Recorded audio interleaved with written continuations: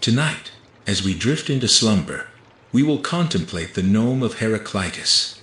Everything flows. How beautiful it sounds in Greek. Panta Rhei. Listen, Panta Rhei. We will not chase after thought. We will simply allow it to flow, as water finds its path between stones. We will embark on a journey, but it will be very slow, almost motionless. We will contemplate a single idea, the idea of flow.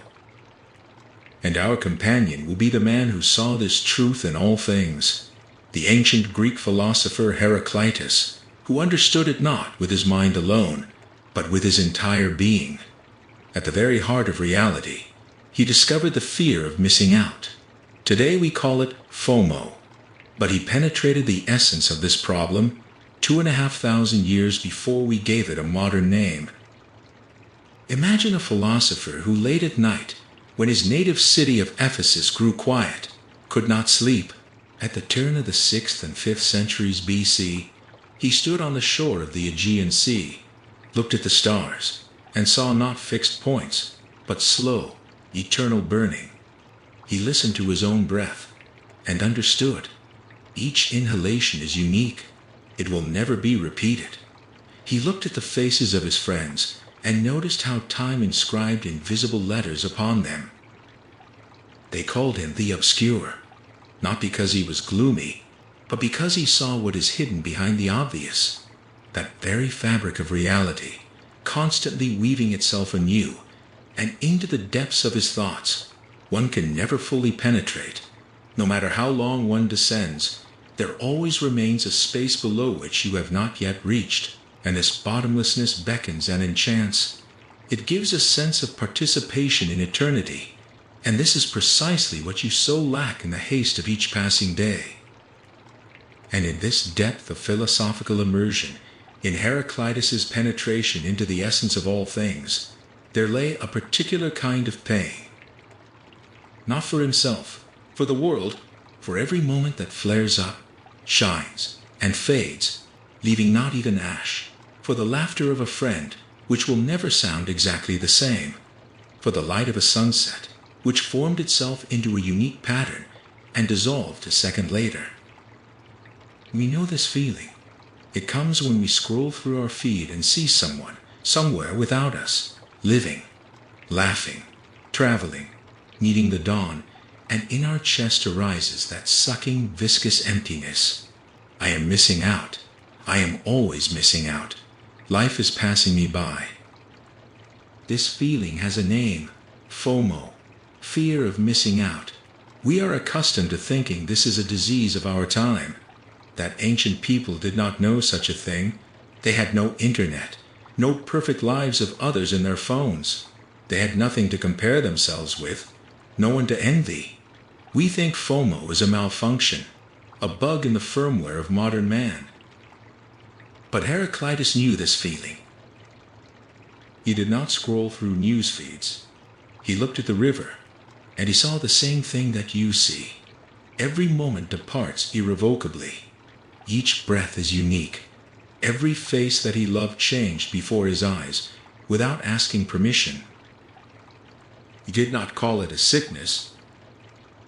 He called it clarity, because FOMO is not an error of perception. It is accurate perception of reality. We truly are missing out, every second. And the more acutely we feel this, the more it touches us, the clearer we see the world as it truly is. But Heraclitus did something with his clarity that we are only now learning.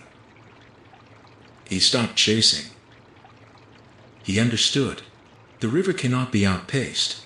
You cannot grasp the departing water and say, "This is mine. Stay." You cannot step into the same moment twice, and all that remains for you is to stop running along the bank, gasping for breath, hoping that somewhere ahead the current will slow and you will finally catch up. He simply sat down. He chose a place, perhaps a stone, perhaps the roots of an olive tree, perhaps just dry earth. He sat, and he began to watch. Not as a hunter stalking prey, not as a fugitive glancing back at the pursuit, but as a man who has finally stopped hurrying and allowed the world to be what it is. This is not despair. This is a restructuring of perception. You cannot stop the current, but you can stop drowning. You cannot hold on to every moment, but you can learn to sit on the bank and watch as moment after moment floats by, and find in this spectacle not anxiety, but peace. Heraclitus did not promise that the fear of missing out would disappear. He grasped something else, that you can carry this clarity within you and not shatter against it, that you can see how everything departs and yet not try to catch up, that you can look at the river and not ask, "Where are you carrying my life?"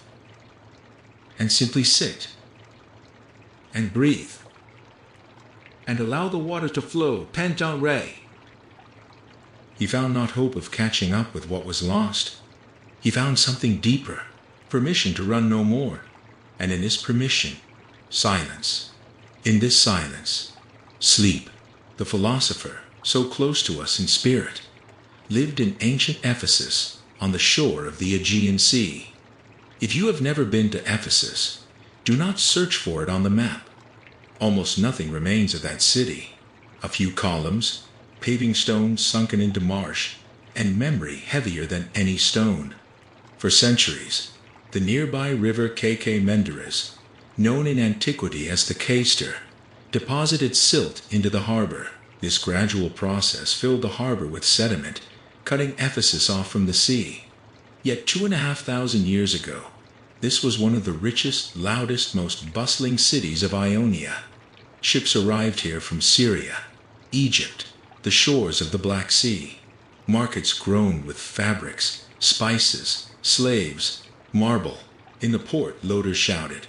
Middlemen haggled over prices. Sailors drank wine diluted with seawater and told stories no one fully believed.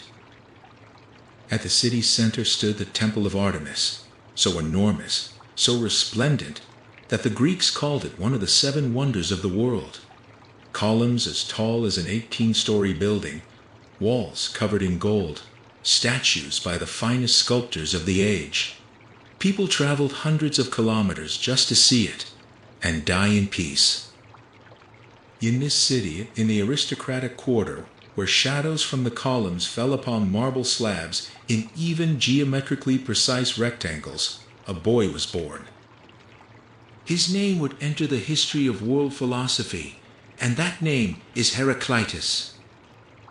The boy's father, Bloson, belonged to the ancient lineage of the Codridae, a family who, as the Ephesians believed, traced their descent from the Athenian king Codrus himself.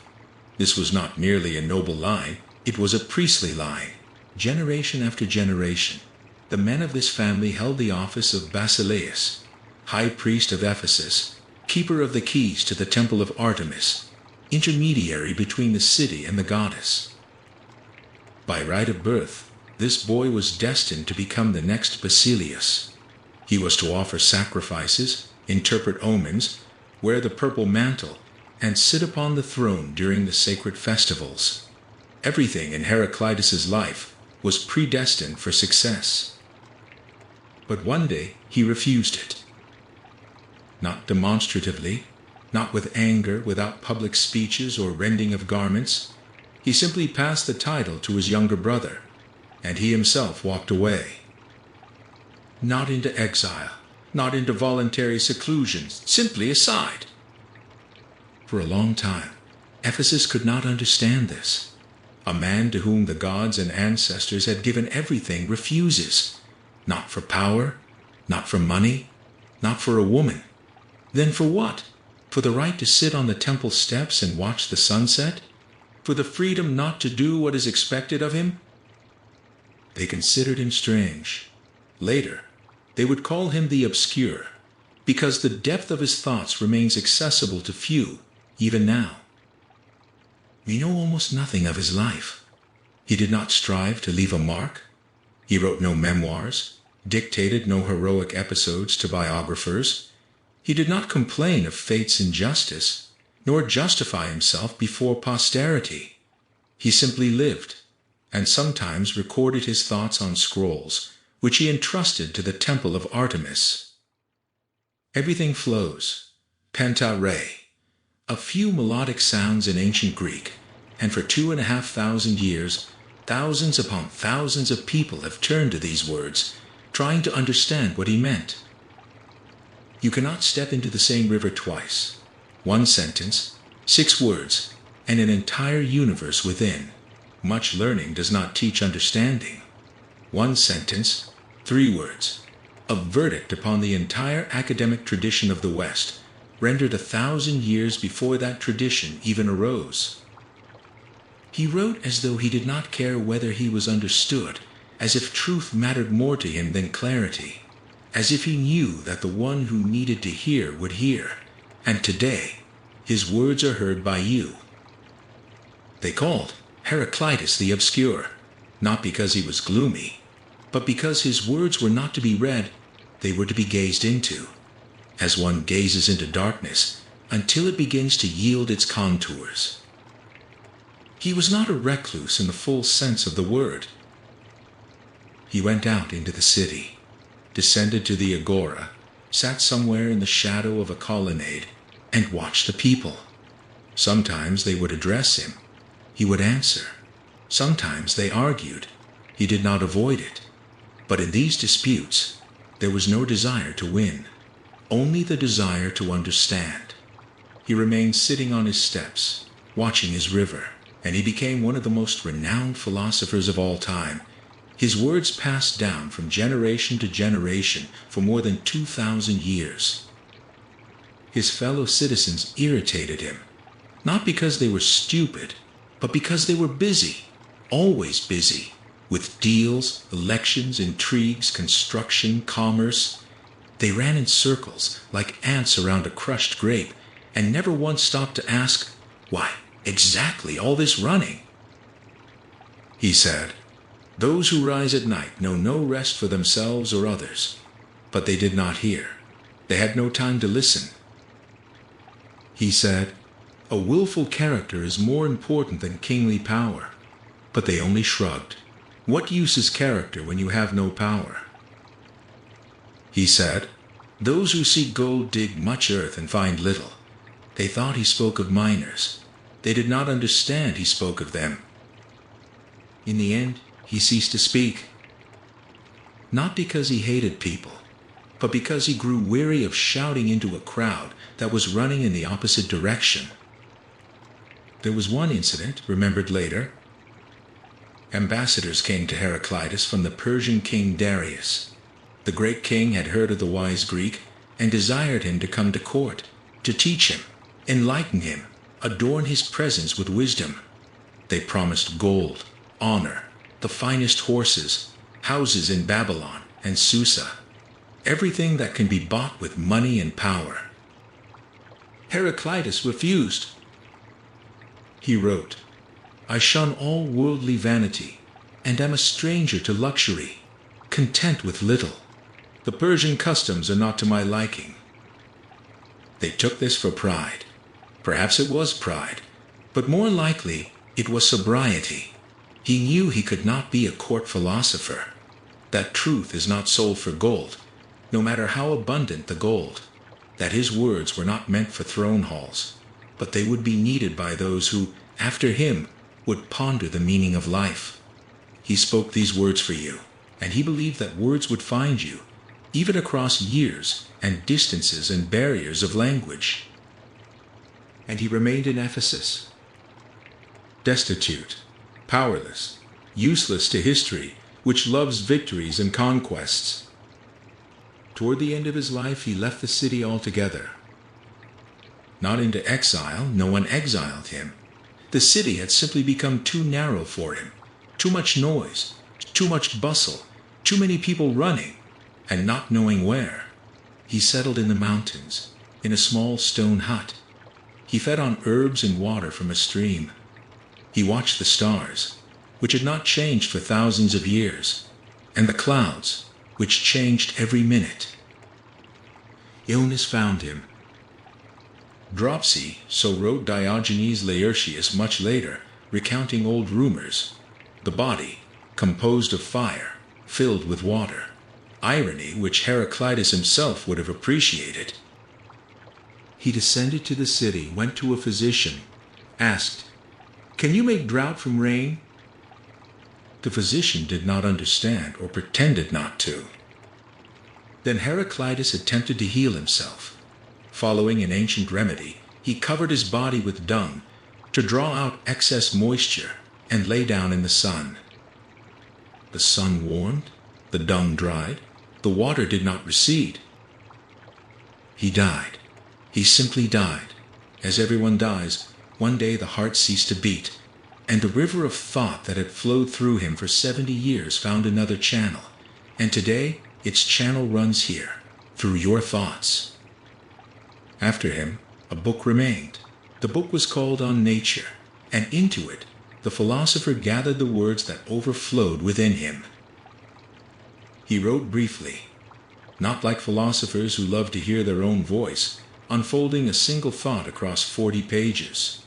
He wrote like a man who is both in haste and not in haste simultaneously, who knows that the river flows and time is short. Heraclitus gave the book to the temple of Artemis, not to a library, not to students, not to scribes, to the gods, because only the gods perhaps were capable of reading it to the end. 200 years later, Heraclitus came. He had no intention of reading the book. He cared nothing for what was inside. He needed only a name that would remain through the ages, and he set fire to the temple. Wood, papyrus, cedar oil used to preserve scrolls. All of this burned splendidly. The fire raced up the columns, leaped to the roof, engulfed the golden statues. The book of Heraclitus was consumed. Only fragments remained. 126 short passages which someone at some time had remembered, written down, copied, preserved. 126 shards from a shattered vase. We call them fragments. The Greeks themselves call them gnomes. Wisdom compressed into a single breath. Heraclitus lived a life that most would consider unsuccessful. He did not become king. He won no glory. He founded no school. He wrote no book that has come down to us whole. He died in the mountains, smeared with dung from an illness that seems degrading for a philosopher. Yet 2,500 years later, we still sit upon the bank of his river. We still listen for his words, of which only a handful of ash remains. We still call in the obscure, and in this darkness we seek light. He did not wish to be understood. He wished for us to seek. And we seek, every night, every sleepless night, when the river flows especially fast, and we cannot seem to find the shore. We seek, and sometimes we find. Not answers, not formulas, not recipes for happiness. We find him himself, seated upon a stone, gazing at the water, silent. Let us sit with him. We will come to understand why fire is not death but justice. Why war is the father of all things, not their grave digger. And why the deepest harmony is that which cannot be heard. But first, let us simply sit beside him. He does not mind. He is in no hurry. Both he and you have an eternity ahead. Both he and you have grown weary of noise and bustle, of people who argue about the ephemeral, blind to the eternal, and you have withdrawn, not into the mountains, but into the depths of yourselves. You have chosen silence, and in this silence, together, you hear the world's principal whisper. Everything flows. Panta Rhei. Everything departs, and this is beautiful. The water that flows now from your tap in a moment will vanish into pipes, into the earth, into the sky. The thought that just passed through your mind has already become memory. The mood with which you began listening has already shifted. We thirst so for constancy, to fix a moment of happiness, to stop pain, to prolong success. We fear the current because it carries away what we love. And somewhere in the depths of this fear, a quiet, insistent voice dwells. While you are here, in this river, another flows elsewhere, brighter, fuller, more real. You are missing it right now. But with Heraclitus, one can look at the river differently, not to grieve, but to observe. The philosopher says, "See how wonderful this is, how alive. Dead water is water in a glass. Living water is water that flows." You fear you are missing life, but life is precisely missing. Every second you live has already departed. This is not an error. This is the design of the world. Now, turn this gaze upon yourself. Your life is not a frozen painting. It is a river. The anxieties of your present day are merely the current, the form water takes in this hour. Tomorrow it will assume another form. Your fatigue is a current of energy. It will change after rest. The fear of missing out is not a malfunction. It is your capacity to feel the value of the moment. The problem is not that you feel it. The problem is that you try to grasp it. Insomnia is also a form of current, a restless, swift stream of thoughts. But even this obeys the river's law. Nothing lasts forever in one form. Tension will yield to release. One need only allow the river to flow, without trying to dam it. Heraclitus gives us the means to overcome FOMO. Having grasped its essence, he gives our attention to change another name. He calls it love for a world that does not know how to stand still. Consider this. Let us now turn our mind's eye to the image of fire. Of all the images Heraclitus left to the world, none burns so slowly in consciousness as this. We are accustomed to thinking of fire as a thing. We say, light a fire, extinguish a fire, build a fire. Our language makes fire an object, something one can possess, move, control. But Heraclitus looks at the flame and sees something directly opposite. Fire is not a thing, it is an event. Dwell on this distinction.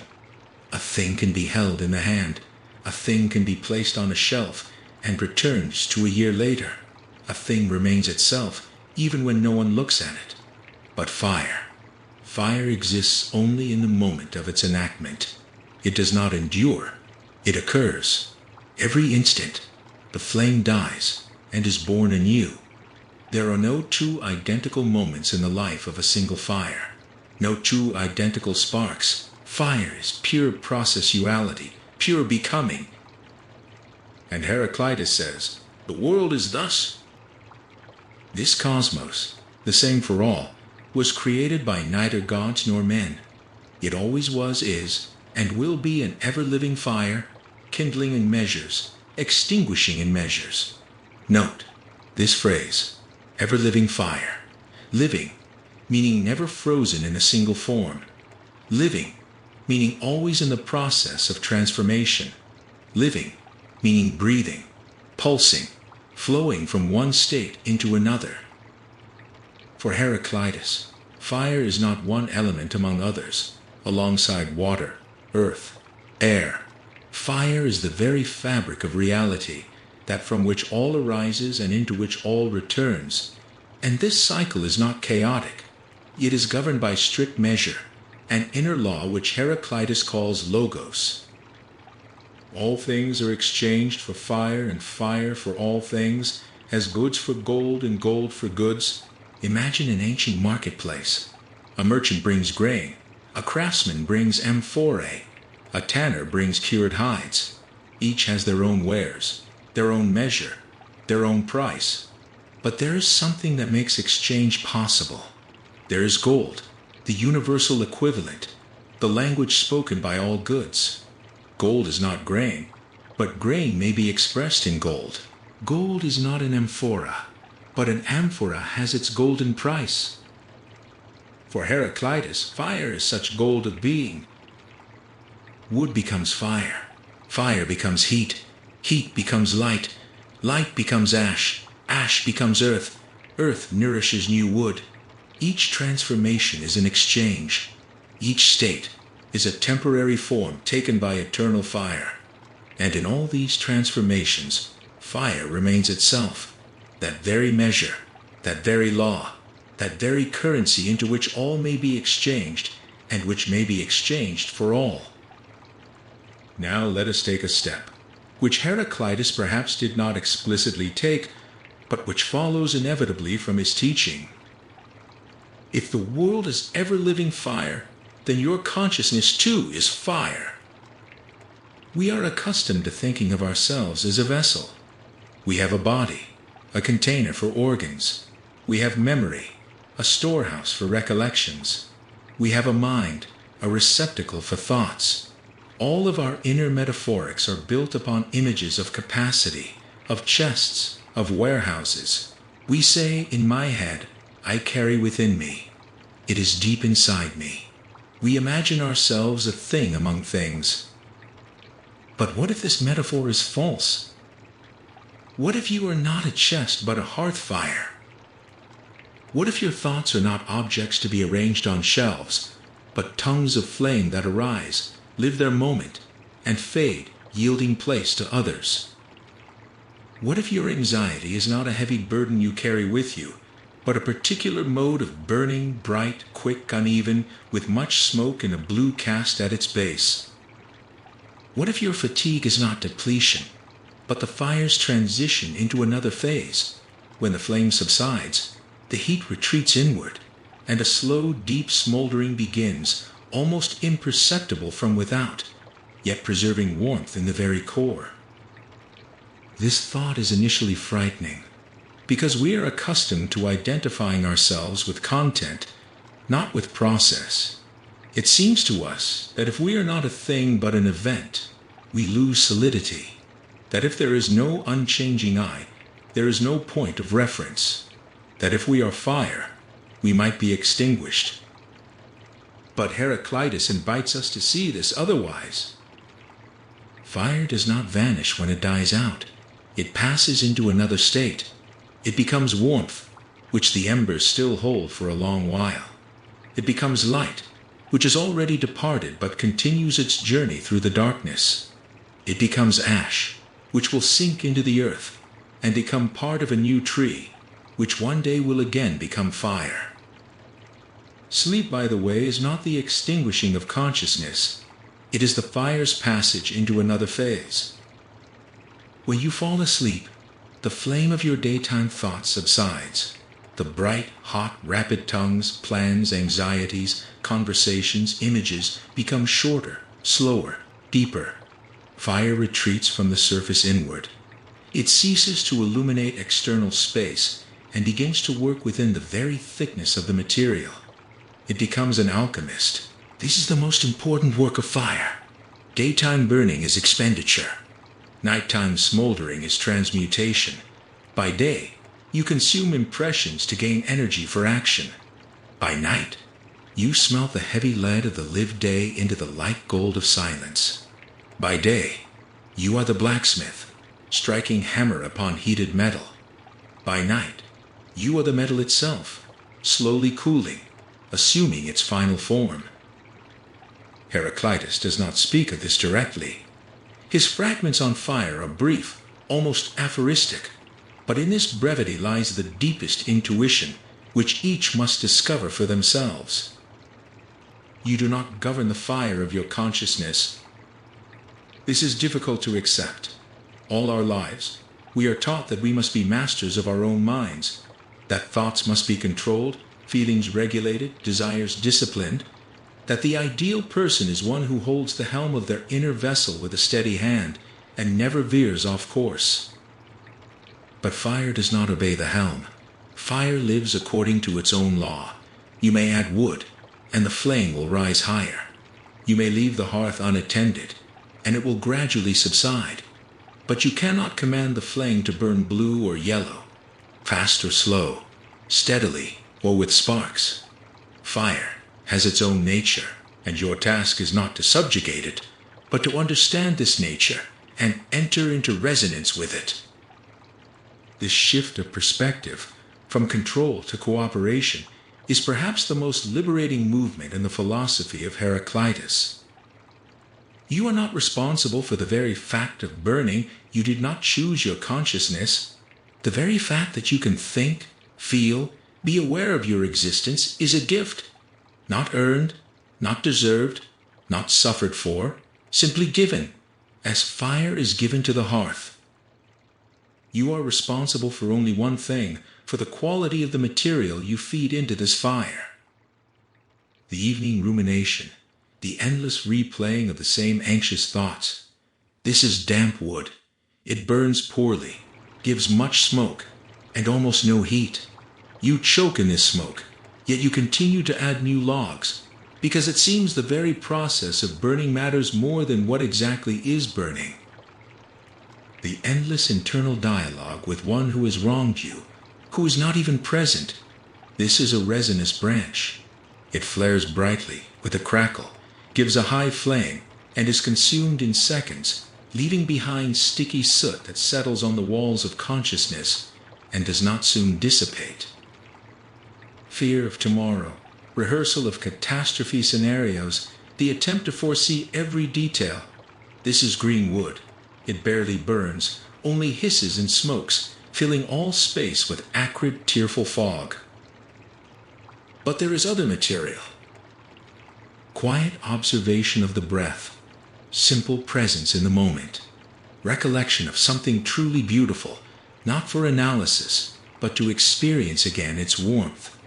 Attention to how the flame of the tongue touches the palate, how air enters and exits, how the eyelids grow heavy. This is dry, clean, resinous branches. They burn evenly without soot. Their flame is transparent, almost colorless at its base, and warm, honeyed at their edges. They give steady, prolonged warmth, which does not sear, but warms from within. And the most astonishing thing, this material is always at hand. It requires no special conditions, no need to retreat to the mountains, to change one's life, to become a recluse. It is enough simply to notice one's breath, enough to withdraw attention for a moment from the drama unfolding on the stage of thoughts, and direct it to the stage itself, to the silence in which this drama occurs, to the space of awareness that remains unchanging while all the scenery shifts.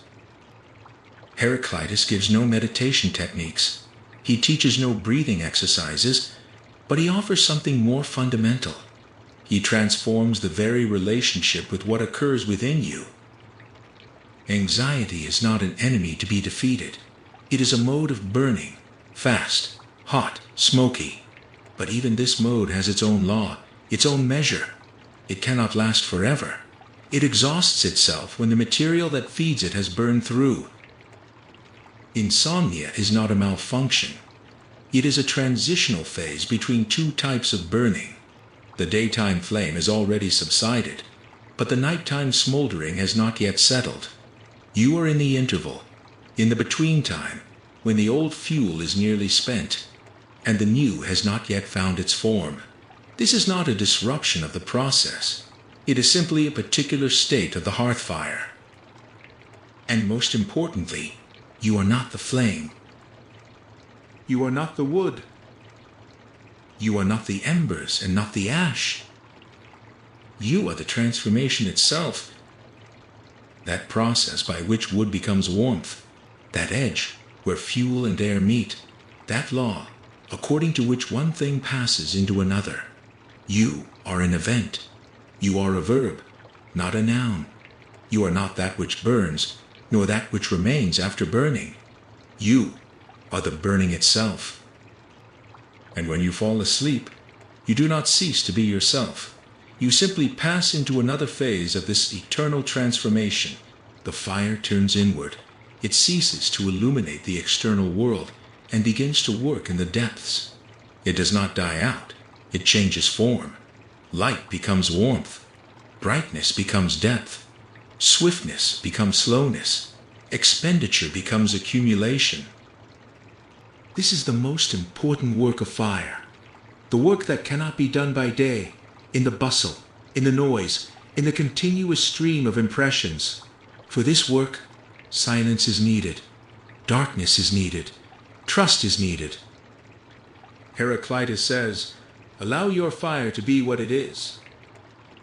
Do not try to turn it into what it is not. Do not demand from the nighttime smoldering the brightness of the daytime flame.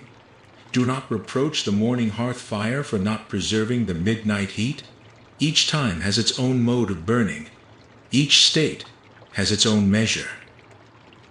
And when you learn to see this measure, when you cease to fight the fire and begin to cooperate with it, you will discover that the peace you have sought for so long was not the absence of burning. Peace is burning that has attained its perfect measure. It is the flame that does not flicker in search of material, but evenly and calmly performs its work. It is the smoldering that requires no feeding, but slowly and deeply transforms what has already been laid upon it. It is the light that does not blind, but softly illuminates exactly as much space as needs to be seen at this moment. Peace is not the extinguishing of fire. Peace is its true attunement. And this attunement is available to you right now. There is no need to imagine anything, no need to envision a hearth fire, a river, an ancient philosopher on the bank. It is enough simply to attend to what is already happening. In this space of your awareness right now, in this second, burning is taking place. It has never ceased. You have simply grown accustomed not to notice it, having focused on what exactly is burning rather than on the process itself. What is it like, this burning? Not the content of thoughts, that is the wood, but the very quality of awareness, that is the flame. Perhaps it is swift and gusty. Thoughts replace one another with such speed that you cannot examine a single one. Everything flickers, leaps, sparks. This is neither bad nor good. It is simply a mode. It has its own measure. Perhaps it is heavy and slow. Thoughts become mired, advance with difficulty, die out before they can kindle. You are drowsy, but you do not sink fully into sleep. This too is a mode. It too has its own measure. Perhaps it has already passed into smoldering. You can scarcely distinguish individual thoughts. There is only the general sensation of warmth, peace, depth. Consciousness has narrowed to a tiny island, but this island is yours, and upon it you are safe. There is no need to change anything. There is no need to try to accelerate slow burning or dampen swift burning. There is no need to judge whether the mode of your fire right now is correct. The only thing required is to acknowledge, yes, such wood is burning now. It yields such light, such heat, such smoke. This is not an error. This is not a malfunction. This is simply the current state of the eternal fire which never dies out, but always changes form. And when you cease to fight this fire, something astonishing occurs. The tension releases, not because the flame has died out, but because you have stopped demanding it to be otherwise. You have accepted its measure. You have entered into resonance with its law. You have ceased to be a victim of the fire, and have become its participant. You still do not govern it, but you no longer fear it. And in this trust, in this acceptance, in this quiet watching of your own burning, is born what Heraclitus called hidden harmony. Harmony that is stronger than manifest harmony. Harmony that requires no external order, because the internal order is already present. The fire breathes, the flame wavers, the embers smolder.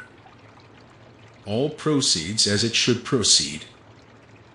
Not because someone governs this process, but because the process has its own law, and this law is you. Not your will, not your control, not your idea of how things ought to be, but your very presence, your very capacity to be the place where fire meets fuel and performs its eternal work of transformation. You are not the owner of this fire. You are its space of presence.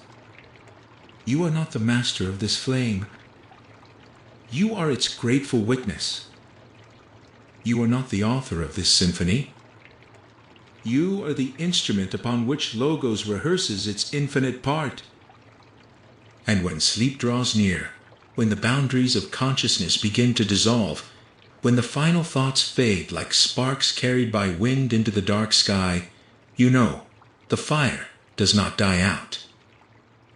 It turns inward to perform its most important, its most silent, its most secret work.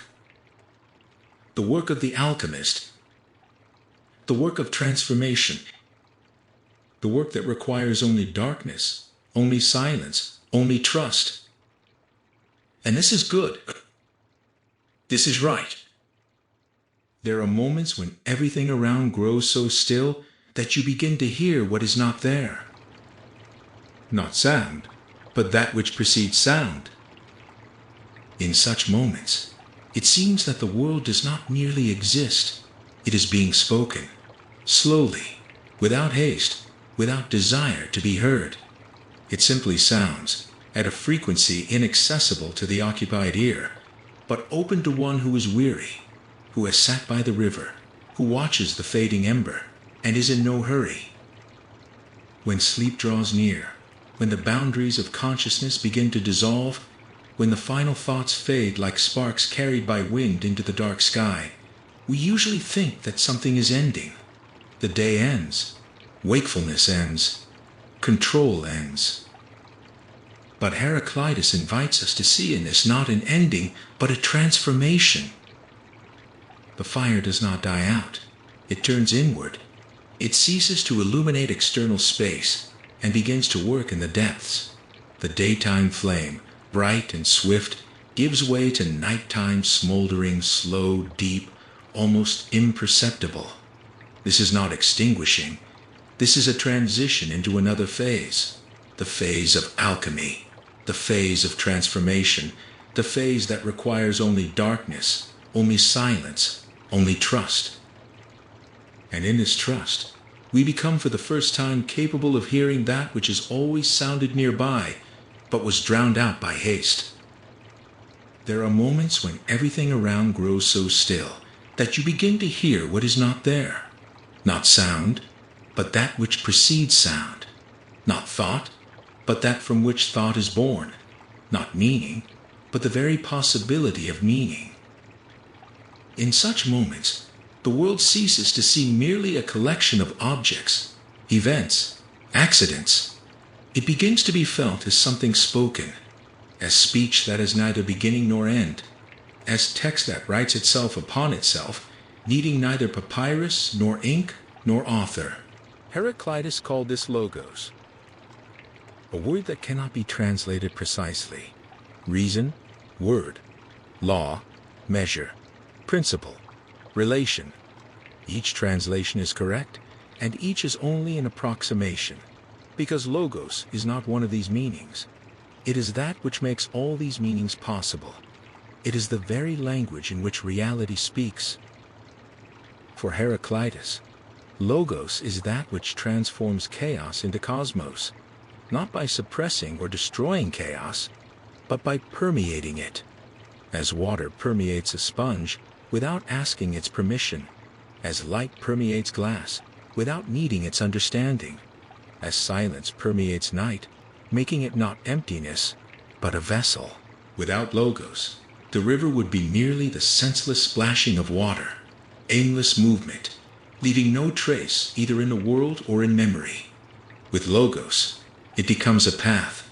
It acquires direction, rhythm, an inner necessity to be this particular river, to flow in this particular channel, to empty into this particular sea.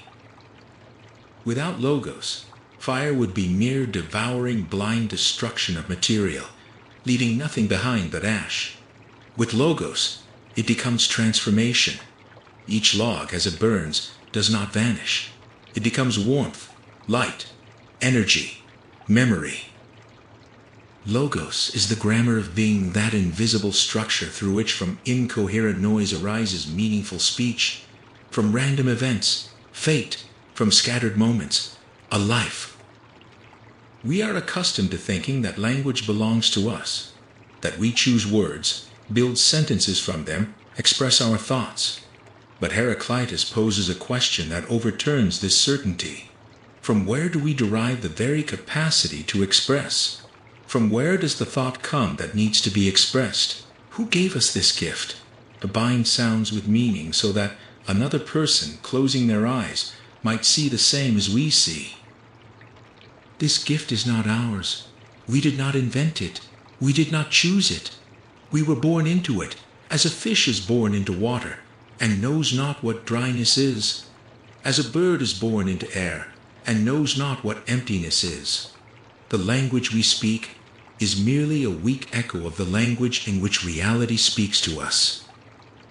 Logos is that primary language, the language of pure meaning, not clothed in words, the language that needs no vocal cords, because it sounds not in air, but in the very fabric of being.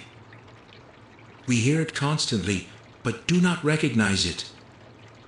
We hear it when we wake in the middle of the night, not from noise, not from nightmare, but simply wake and lie in the darkness, and the room is silent, and everything is silent, and suddenly we understand that silence is not the absence of sounds. It is the presence of something else, something that is always here, but by day it cannot be heard amidst the bustle. This is not silence. This is Logos speaking in its native tongue. We catch it at the edge of consciousness and think, what a profound thought. I must remember it. We reach for the phone, for paper, and when we find it, the thought is gone, because it was not in words. It was in that space between words, and words are always a translation, always imprecise, always slightly off. Heraclitus knew this, knew that Logos cannot be packaged into aphorisms, though he himself wrote in aphorisms, knew that his words were merely fingers pointing at the moon, and he warned, "Do not look at the finger." All his life he looked at people and marveled. They live in a world permeated by Logos, as a sponge is permeated by water. They breathe it, move within it, exist through it, and they do not hear. Although this Logos exists forever, he wrote, men prove to be uncomprehending of it, both before they hear it, and when they have heard it for the first time. For all things come to pass in accordance with this Logos. They are like inexperienced men. Other men are unaware of what they do when awake, just as they forget what they do while asleep. He wrote this without anger, with the weary sadness of a man trying to wake a sleeper in a burning house, while the sleeper smiles, turns to the wall, and murmurs, "What a beautiful dream! Such warm light! And this sleeper is all of us." We go to work. We eat, we quarrel, we reconcile, we pay taxes, we watch series, we scroll through feeds. We are busy. We are very busy. We have no time to listen to the grammar of being. We have bills, deadlines, obligations, plans, dreams, fears. We have no time for silence. And then night comes, and we are left alone. All tasks are done. All letters are sent. All news is read. And in this silence, something else begins to emerge. Some non-emptiness, some presence that can neither be named nor dismissed. We do not know what it is. We call it insomnia, anxiety, intrusive thoughts. We swallow pills, count sheep, turn up audiobooks to drown it out. To drown out what? We drown out Logos, the quietest voice in the world, the voice that speaks not in the language of words, but in the language of the very fabric of reality. And this is the great irony. The thoughts that keep us from sleeping are not enemies, not invaders, not noise to be suppressed. They are messengers. Each anxious thought returning again and again is an attempt by Logos to reach us in the only language we are still willing to hear, the language of unease, the language of incompleteness, the language of the question that gives no rest, because it demands an answer. We are accustomed to warring with our thoughts, to declaring war that cannot be won, because warring with the very process of one's own thinking is like trying to stop breathing by holding one's breath. Sooner or later, the lungs will explode, and the inhalation will be deeper still. Heraclitus proposes another strategy. Not to war, not to suppress, not to judge, this thought is bad, this thought is good, this one must be held, this one driven away. Simply to watch. As one watches clouds drifting across the sky, as one watches fire dancing in the hearth, as one watches water flowing in the river. Not to resist the current, but to become part of it. Not to try to stop the river, but to cease drowning in it. Not to try to extinguish the fire, but to learn its warmth. We cannot make logos fall silent, but we can finally hear it. And for this, no special techniques are needed. No need to meditate 2 hours a day, to retreat to ashrams, to change one's way of life. Only attention is needed. Ordinary, simple attention to what is already happening. Right now, in this darkness, in this silence, do you hear it? That very silence in which this voice exists? It is not empty. It is alive. It has depth, density, antiquity. Without this silence, my words would be merely vibrations of air, senseless noise. It is silence that gives them meaning. It is silence, not the background, but the condition of possibility for any speech. Heraclitus would say, this is logos, not my voice, not my words, but that space in which these words can sound and be heard. And now, attend to your breath. Do not change it. Do not deepen it. Do not deliberately slow it. Simply notice how air enters and leaves, enters and leaves. This too is logos, the very first language you learned still in your mother's womb. Rhythm, law, measure. Inhalation does not battle exhalation. They are opposite in direction, in meaning, in chemical composition. But their opposition does not destroy life. It creates it. Each inhalation needs exhalation to become part of the cycle. Each exhalation awaits a new inhalation, lest it be the last. This is hidden harmony, that which is stronger than manifest harmony, that which needs no external reconciliation of opposites, because their internal unity is already present. The air that was just outside becomes you. Carbon dioxide, products of combustion, that which was you an instant ago, becomes the world. This is exchange, eternal, unceasing exchange. Heraclitus said, all things are exchanged for fire, and fire for all things, as goods for gold and gold for goods. The world's breath and your breath are one coin. You spend it each moment, and with each inhalation you receive change. Inhalation, the world enters me. Exhalation, I enter the world. No boundary, no wall, only rhythm, only law, only this covenant, ancient as life itself, between inner and outer, between I and not I, between flame and air, between river and bank. And this covenant is inviolable, because it is not written on paper. It is the very fabric of reality. We may forget it. We may fail to notice it for years. We may live in the illusion that we are separate, closed, self-sufficient beings. But the moment we stop, become still, listen, we hear it, always sounding, always here, quiet, insistent, infinitely patient. Logos. Logos speaks to them constantly, in the language they forgot in childhood. In the language of rain falling upon the roof, in the language of wind in the leaves, in the language of fire in the hearth, in the language of silence between heartbeats. The world is a miracle. Each morning the sun returns from the realm of the dead. Each spring the dead trees cover themselves with living leaves. Each night weariness transforms into sleep, and sleep into wakefulness. And this is not repetition. This is eternal renewal. Each morning, a new sun. Each breath, a new covenant. Each moment, a new word in the infinite sentence the world speaks to itself. Heraclitus was not a gloomy recluse, despising people for their blindness.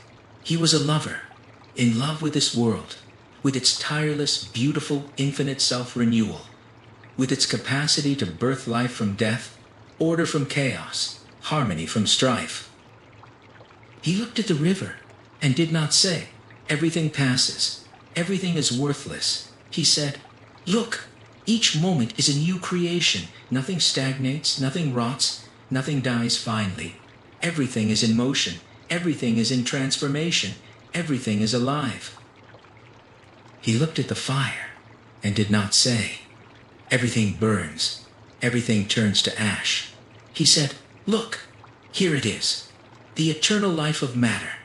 Here it is, the soul of the cosmos. Nothing vanishes without trace. Wood becomes warmth, warmth becomes light, light becomes memory, memory becomes word, word becomes deed, deed changes the world becomes new wood for a new fire." This is not pessimism, this is not fatalism, this is not weary resignation before inevitable loss. This is the joy of participation in the living and the delight of life. And here's where we arrive after a long journey along the banks of this river, after long gazing into this flame, after long listening into this silence. Logos is not knowledge. Logos is trust. Trust that the world has rhythm, that chaos is not infinite, that the strife of opposites does not destroy, but creates, that the river flows not into nowhere, but to the sea, that fire burns not for ash, but for light and warmth.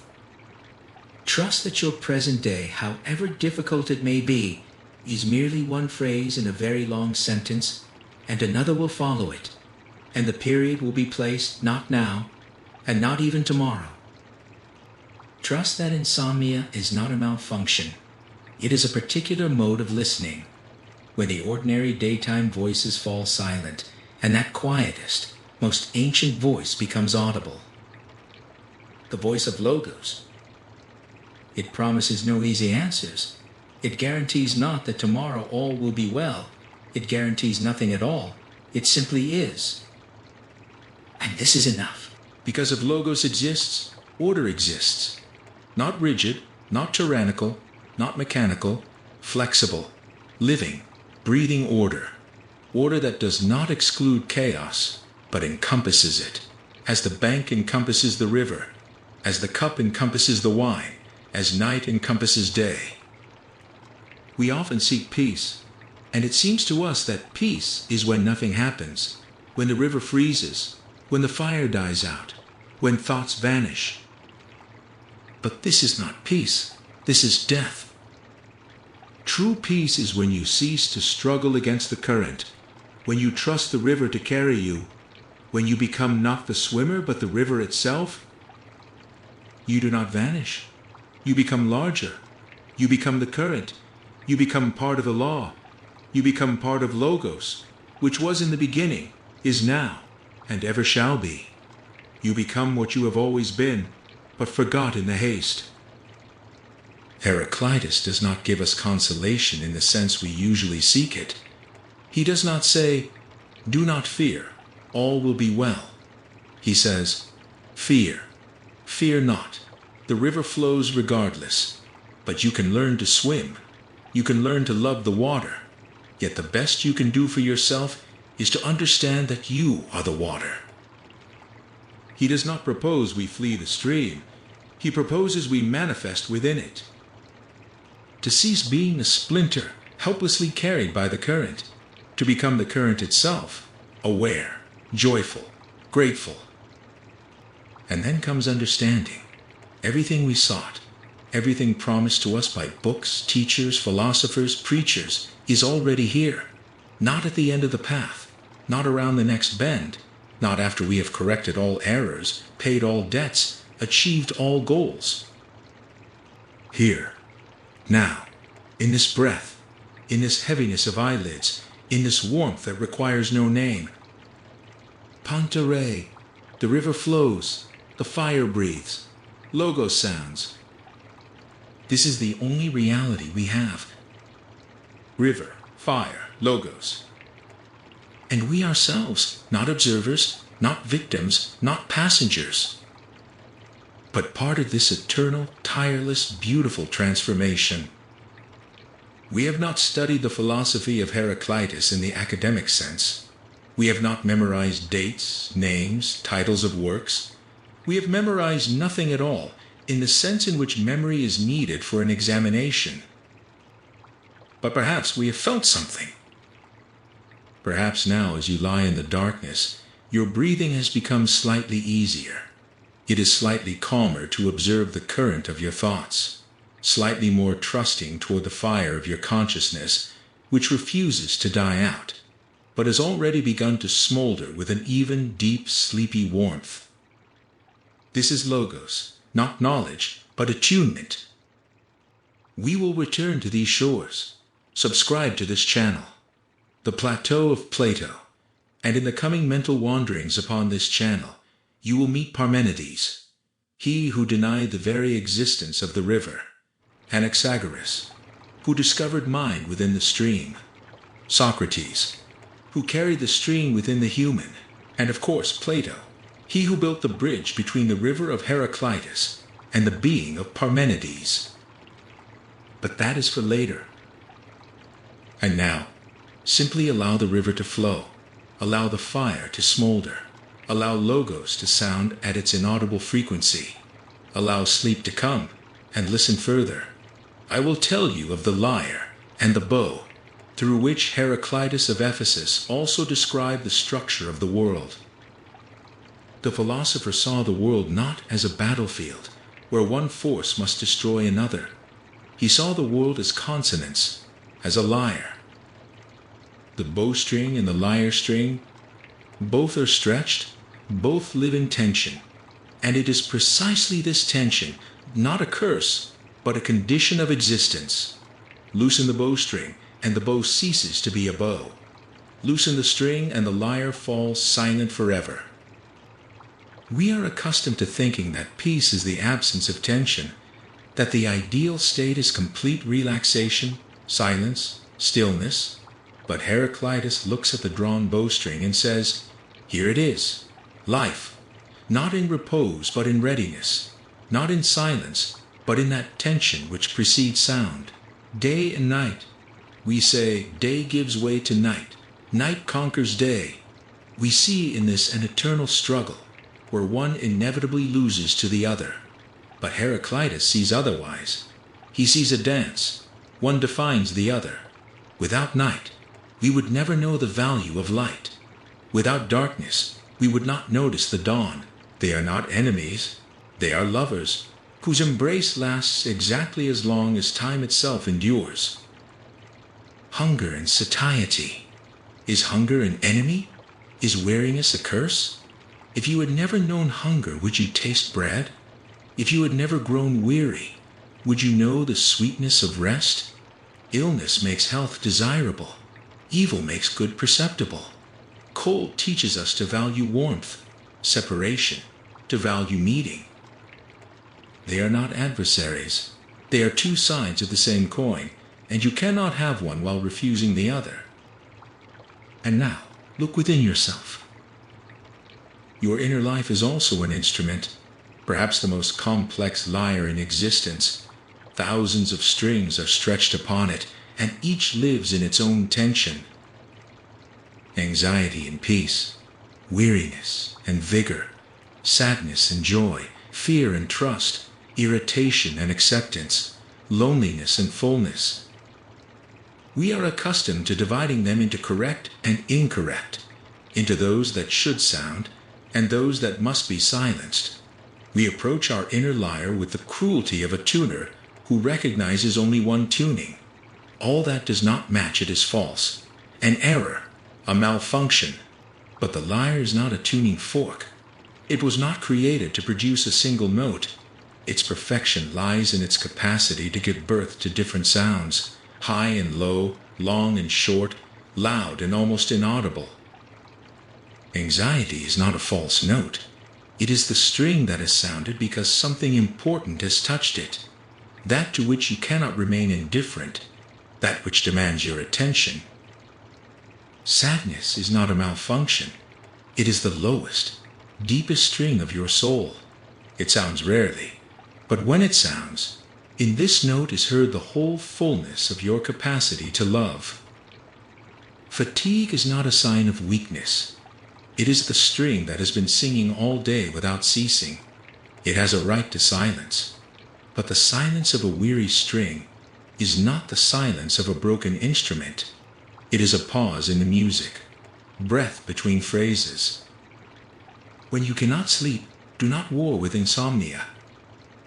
To war with your own string is like trying to snap it because you dislike its sound. Yes, it sounds at the wrong time. Yes, its note is piercing and insistent. Yes, you would wish now for silence, absolute, empty, silent silence. But the string does not ask whether you wish to hear it. It simply sounds, because such is its nature, because the tension that makes you alive has now manifested itself in this very note. Try not to cover your ears, not to reach for earplugs, not to swallow a pill, not to count sheep in a desperate attempt to divert your attention. Try something else.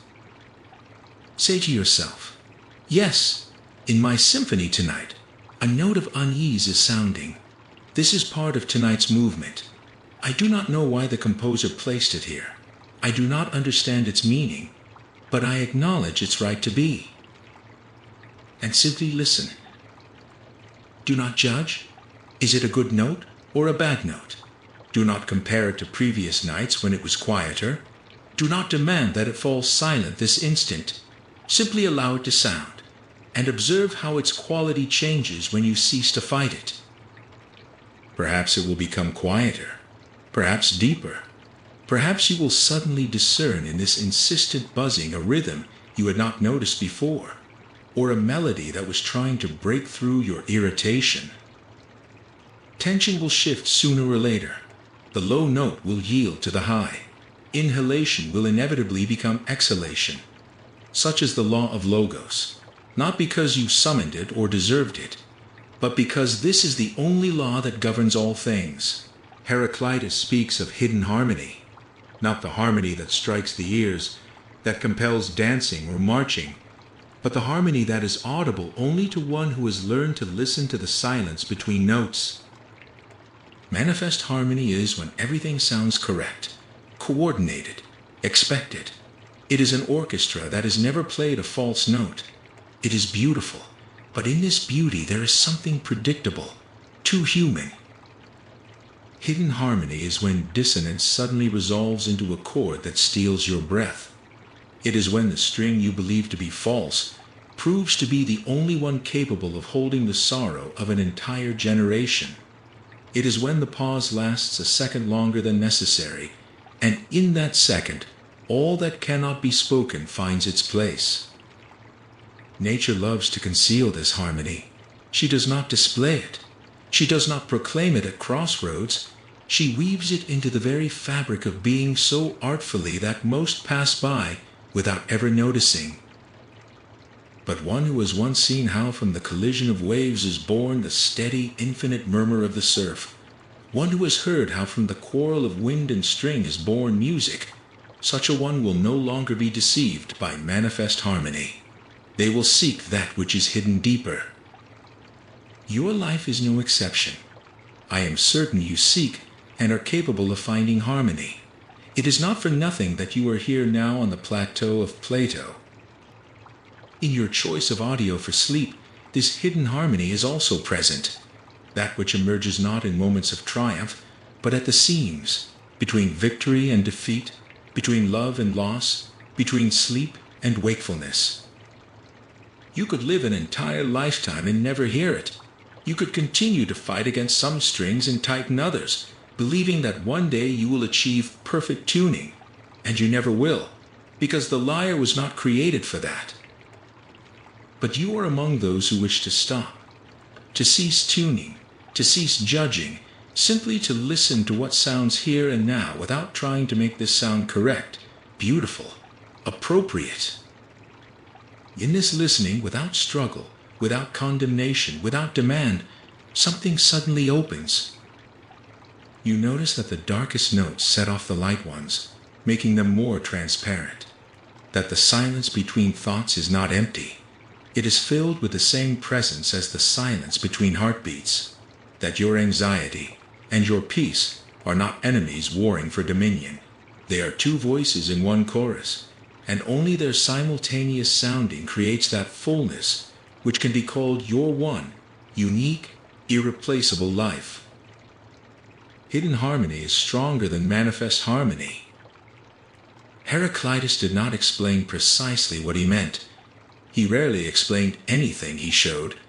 He left images like stones at a crossroads, so that each might find their own path.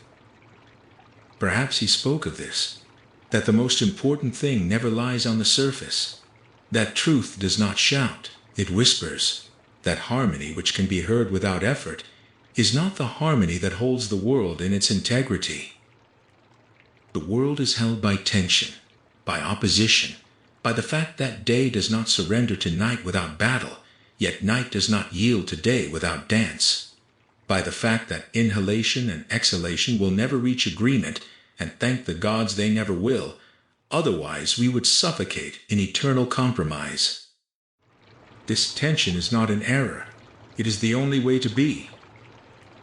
And when at night you lie with open eyes and listen to the strings sounding within you that you never asked to sound, when you feel tension rising from your feet to your temples, and there is no way to release it, when you are weary, angry, afraid, and see no way out. Remember the bow. Remember that it is precisely this tension that makes you alive.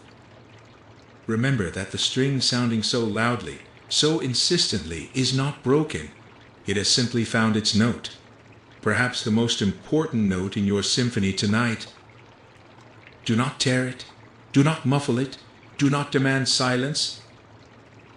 Simply listen.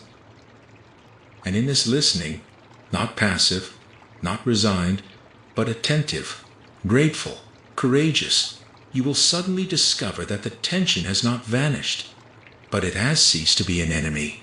It has become a voice. Your voice, which seeks its melody through noise and silence, through day and night, through inhalation and exhalation, through all that people call struggle, and Heraclitus called the father of all things. Somewhere far away, across the sea, in the city of Elea, and also very long ago, before our era, lived a man who heard a different music of the world. He said that there is no struggle, that tension is an illusion, that day and night are the same, only under different names, that the river does not flow, because time does not exist, and without time there is no current. This ancient Greek philosopher was named Parmenides, and he may be right in his own way. But tonight, while the river outside your window continues its endless conversation with the banks, while the embers in the hearth breathe with even deep warmth, while the string within you still sounds, perhaps there is no need to choose. Perhaps Heraclitus and Parmenides are also two strings of the same lyre, and only their contention, only their eternal tension gives birth to that harmony which we call truth. And truth, like hidden harmony, does not tolerate haste. It waits. It always waits for us to cease our noise and begin to listen. Everything flows, everything changes, everything exists in tension. And in this tension, not pain, but life. Not an error, but law. Not chaos, but music. Hidden, quiet, strong.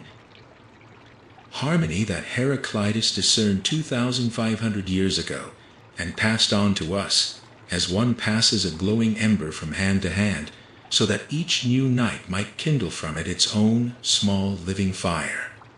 At first, we merely take from him a tiny spark, and it ignites our mind. We look at our own mind, noisy, restless, full of fragments of memories, plans, fears, conversations with ourselves, and we feel shame. Something is wrong. I should be able to stop this stream. Others can. Why can't I? We begin a war. We try to press down upon thoughts, as one presses down upon a disobedient child. Be silent. Stop, I said. Enough. We try to ignore them, hoping they will take offense and leave. We try to drown them out with other thoughts, more pleasant, more constructive, more spiritual. We swallow pills, count sheep, turn up audiobooks louder, only to avoid hearing this endless internal monologue. And every time we lose. Because you cannot stop a river by commanding it not to flow. You cannot extinguish fire by asking it not to burn. You cannot quiet the mind by declaring war on its nature. Heraclitus looked at this battle and marveled. Not that people suffer from their own thoughts, but that they invented such a strange, such a useless medicine, struggle. He proposes something else, not to stop the current, not to muffle the noise, but to tend the fire, and thereby to contemplate. We are accustomed to judging our thoughts. This is a bad thought. It must be driven away. This is a good thought. It must be held. This is a useful thought. Profit may be extracted from it. This is a harmful thought. It poisons existence. This is a clever thought. It should be written down. This is a stupid thought. Shame that it even entered one's head. We approach our own mind as censors, as judges, as customs officials inspecting every floating object. This one, confiscate. This one, let pass. This one, detain for questioning. This one, add to the list of unreliable elements. No wonder the mind rebels. No wonder thoughts we try to drive away return again and again, louder and more insistent. No wonder the stream does not become calmer. It only grows more turbulent, because we constantly hurl the stones of our judgments into it. Heraclitus proposes another way. He says, simply watch. Do not evaluate. Do not judge. Do not select. Do not classify. Watch as you watch a river from a high bank. You do not need to know where this log came from, or where this branch will float. You do not need to decide whether this object is useful or harmful, beautiful or ugly. You simply sit and watch the water flow past you. There floats a thought about work, an unfinished report, a conversation with a colleague, an email left unanswered. It floats past. You notice it. You do not grasp it. Do not begin to replay it. Do not plunge into it headlong. You simply note, thought about work, and it floats on. There floats a memory, the face of someone you have not seen in a long time, a scent, a taste, a melody. It floats past. You notice it. You do not dive into it. Do not begin to sift through its details. Do not allow it to unfurl into an entire film. You simply note, memory, and it floats on. There floats an anxious image of tomorrow, a meeting, an exam, a conversation, a flight.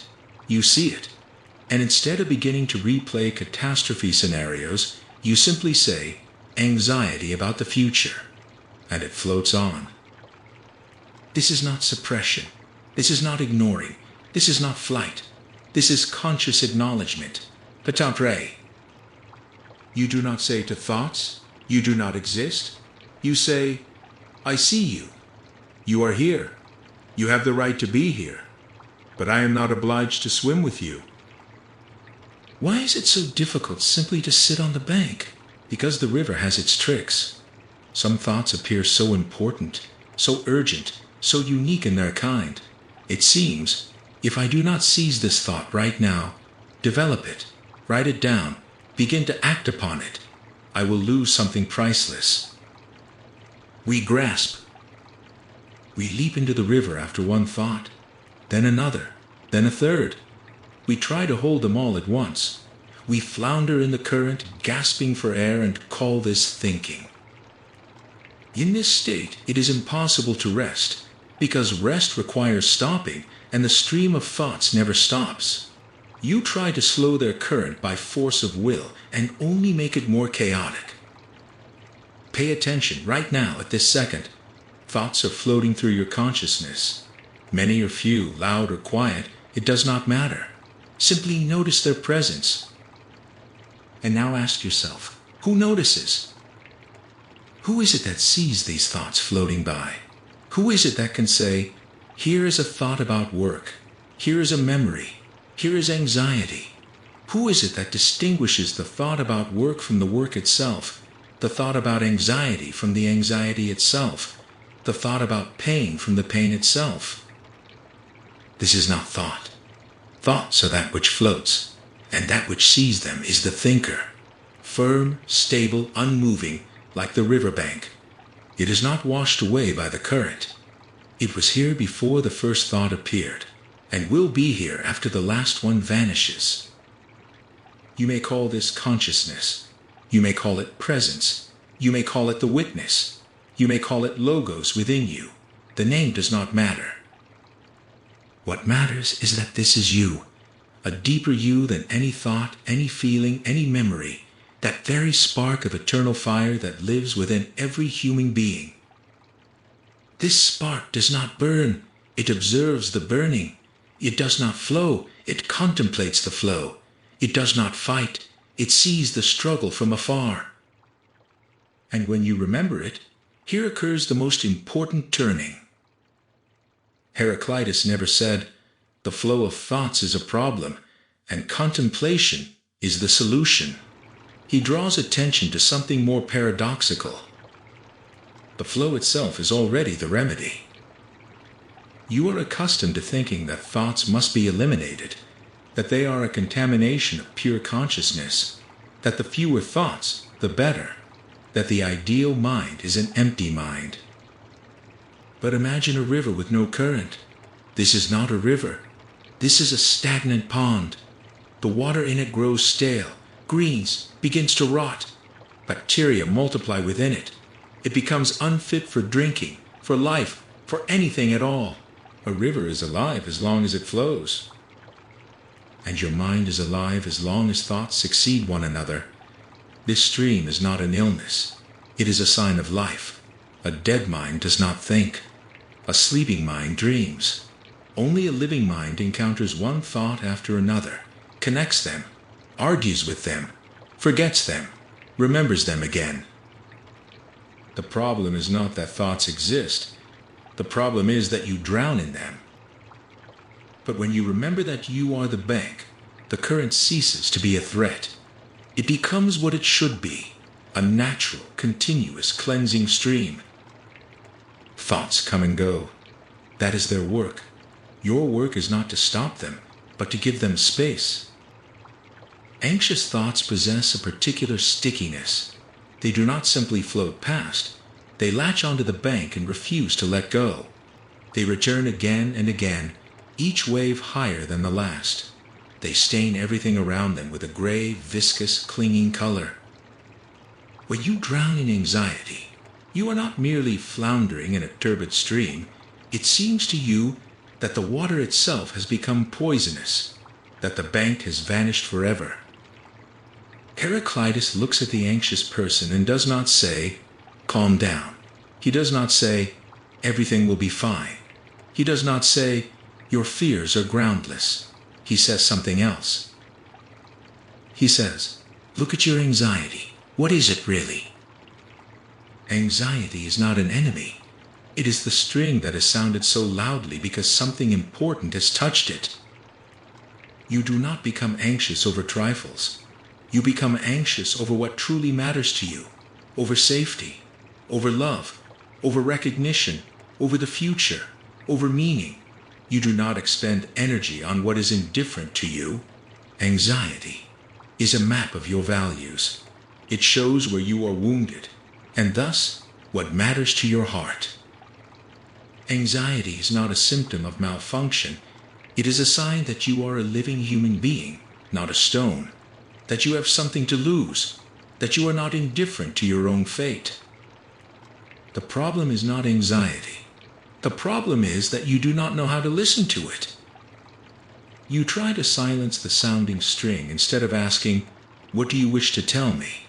You muffle the signal instead of decoding the message.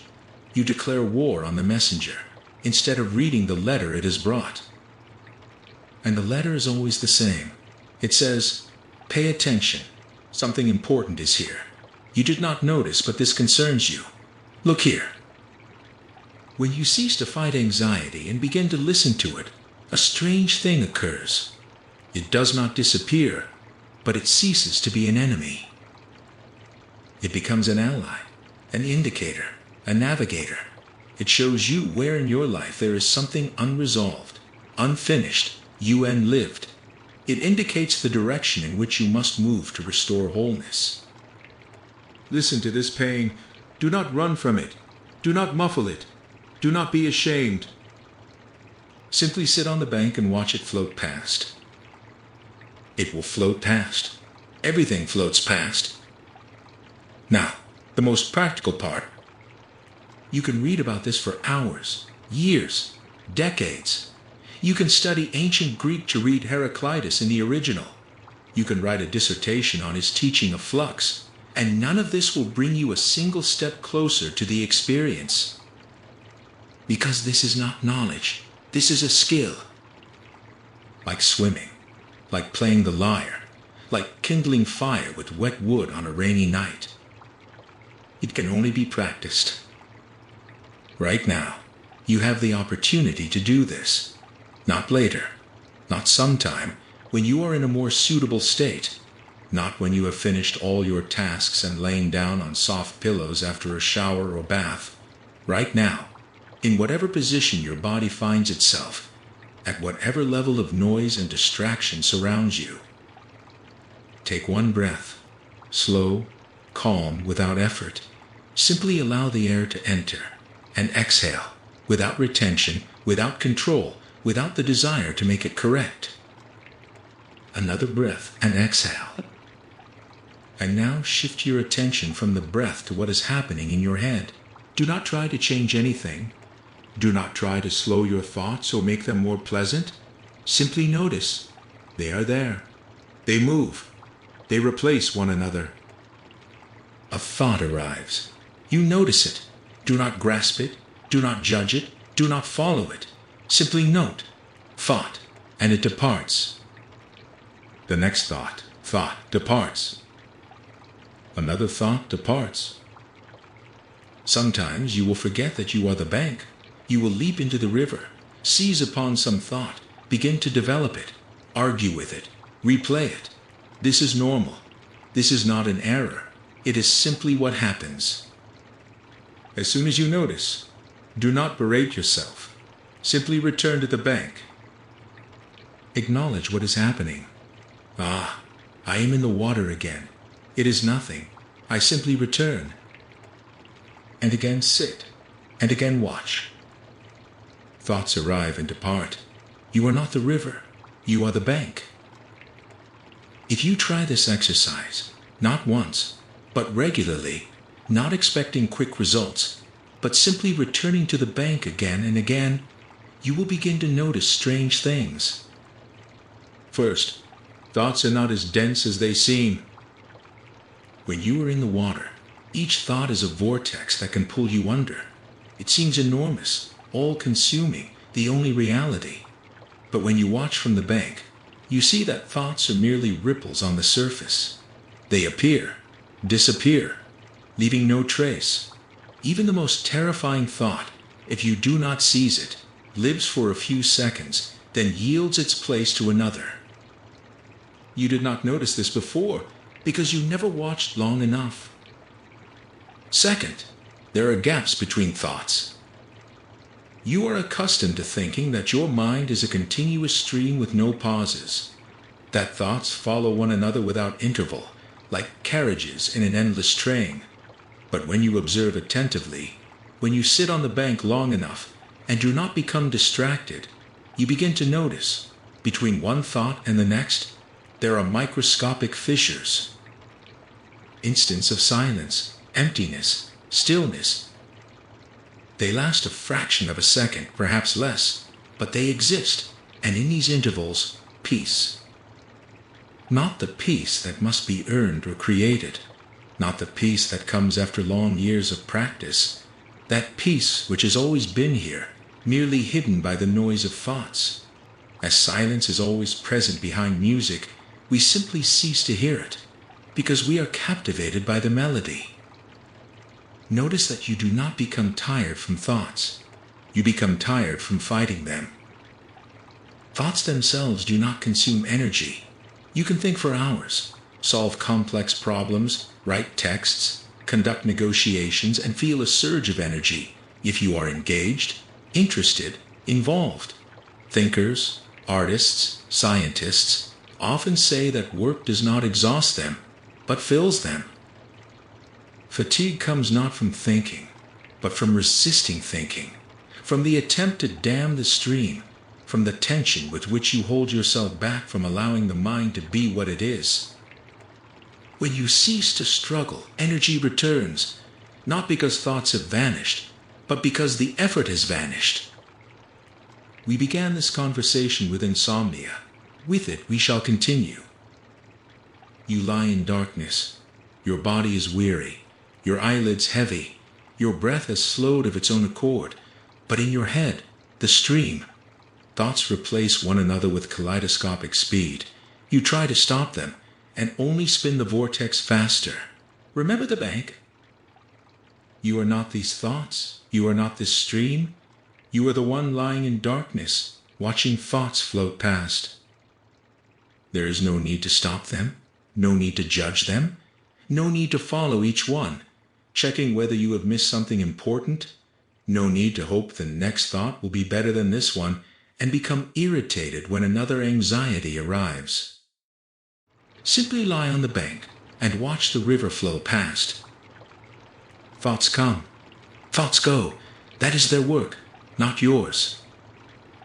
Your work is to be the bank, firm, stable, unmoving, not washed away by any current, not wetted by the most turbulent water.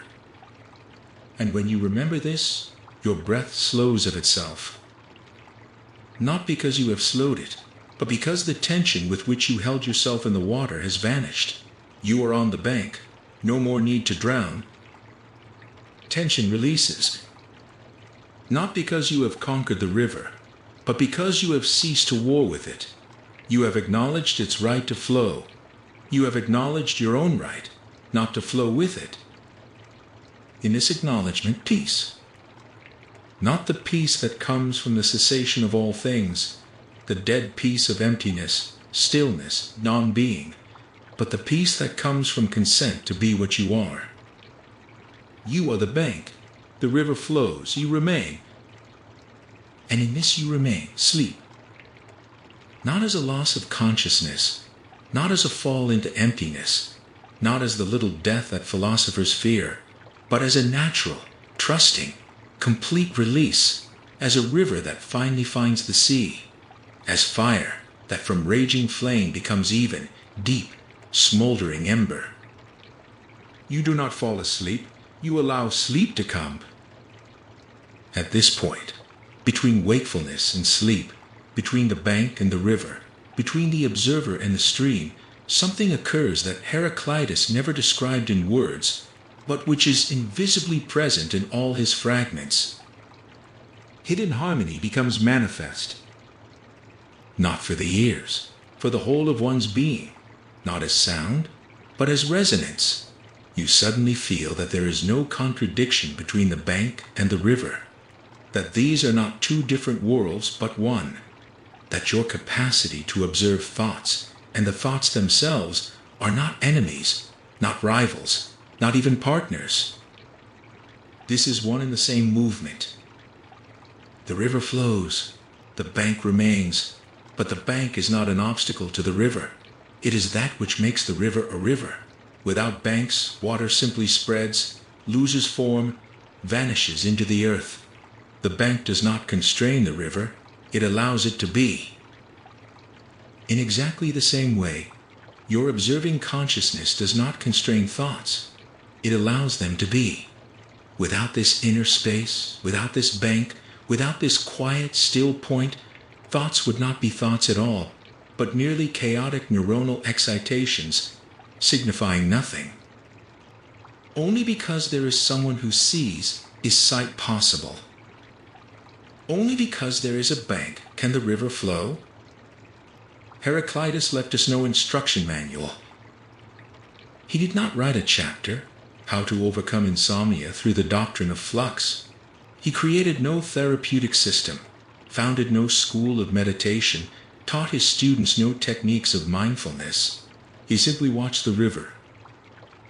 And in his gaze, not detached, not cold, not judgmental, but attentive, grateful, astonished, he discovered something that can only be transmitted one way.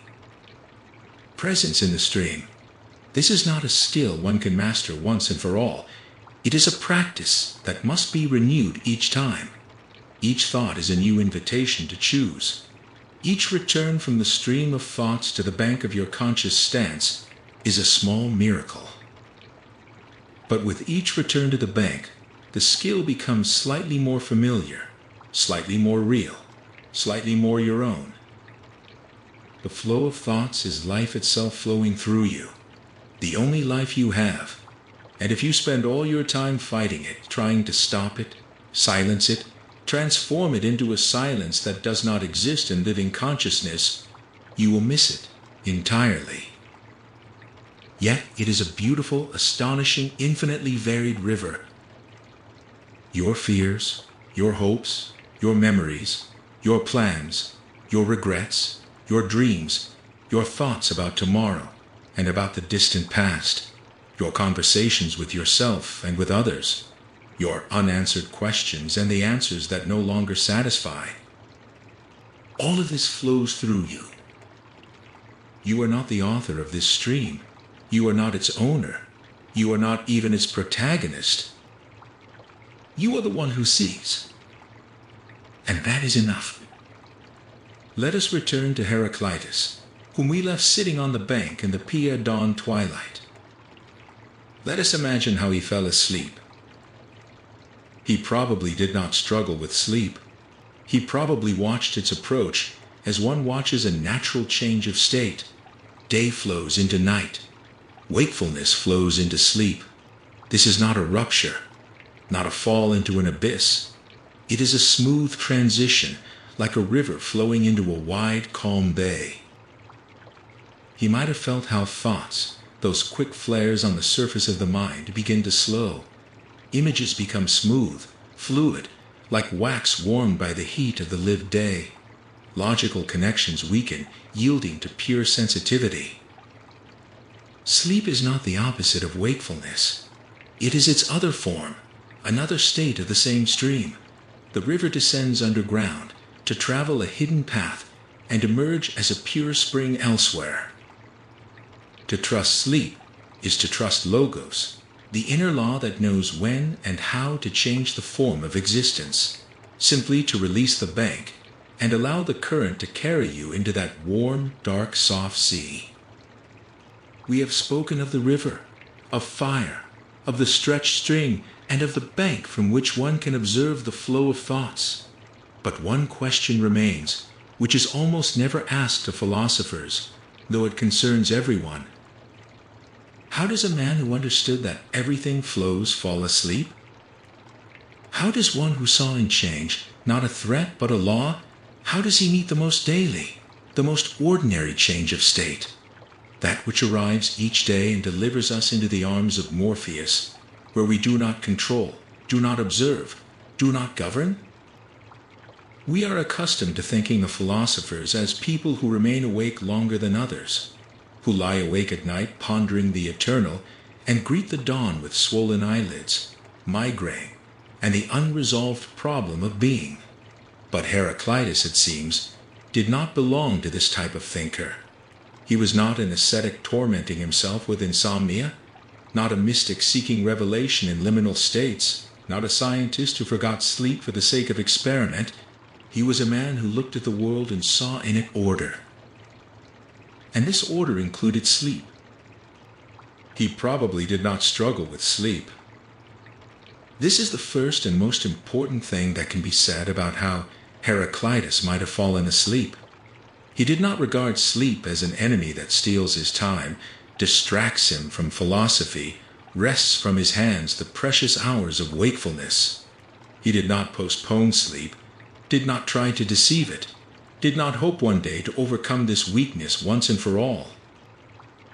He related to sleep as he related to the river, as to a natural, inevitable, necessary current. Day flows into night. This is not a rupture, not a catastrophe, not an error of the cosmos. It is the gentlest, smoothest transition of all that exists. Light does not switch off abruptly. It fades gradually, hour by hour, allowing the eyes to adjust, the body to slow, thoughts to lose their sharp contours. Twilight is not a battle between day and night, but their long, silent handshake. In exactly the same way, wakefulness flows into sleep. Not a fall into an abyss, not the flipping of a switch, not a faint.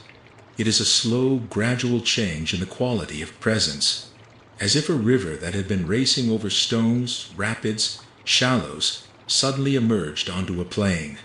Speed drops. Noise subsides. Water becomes deeper, darker, calmer. And somewhere ahead, not an abyss, but a sea. What does this transition look like for one who has learned to observe? Heraclitus probably felt the approach of sleep long before he closed his eyes, not as a sudden assault, but as a slow, insistent invitation. First, the quality of thoughts changes. By day, thoughts are quick, sharp, clearly outlined images. They cut into consciousness, demand response, arrange themselves into logical chains.